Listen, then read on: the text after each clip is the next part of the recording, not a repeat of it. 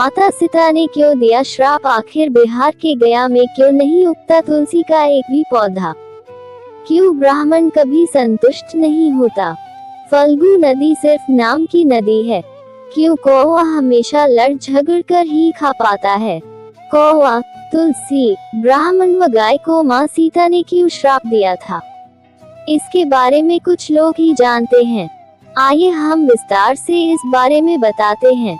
इसकी कथा बेहद ही रोचक है। वाल्मीकि रामायण के मुताबिक वनवास के दौरान भगवान राम, लक्ष्मण और माता सीता पितृपक्ष में श्राद्ध करने के लिए बिहार के गया धाम पहुँचे। वहां ब्राह्मण ने भगवान श्री राम और लक्ष्मण को श्राद्ध कर्म के लिए आवश्यक सामग्री जुटाने के लिए कहा। इस पर भगवान राम व लक्ष्मण नगर की ओर सामान लाने के लिए निकल पड़े। ब्राह्मण देव ने माता सीता से आग्रह किया कि पिंडदान का समय निकलता जा रहा है। ये सुनकर माता सीता की व्यग्रता भी बढ़ती जा रही थी, क्योंकि श्री राम और लक्ष्मण अभी नहीं लौटे थे। इसी दौरान दशरथ जी की आत्मा ने उन्हें आभास कराया कि पिंडदान का वक्त बीता जा रहा है। ये जानकर माता सीता असमंजस में पड़ गईं। तब माता सीता ने समय के महत्व को समझते हुए ये निर्णय लिया कि वह स्वयं अपने ससुर राजा दशरथ का पिंडदान करेगी।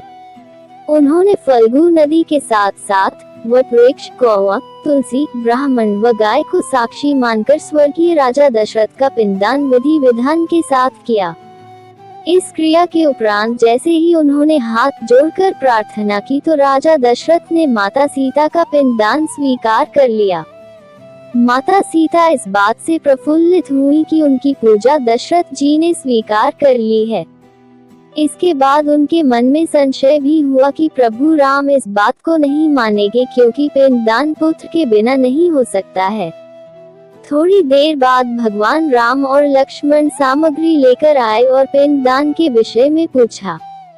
तब माता सीता ने कहा कि समय निकल जाने के कारण उन्होंने स्वयं पिंडदान कर दिया।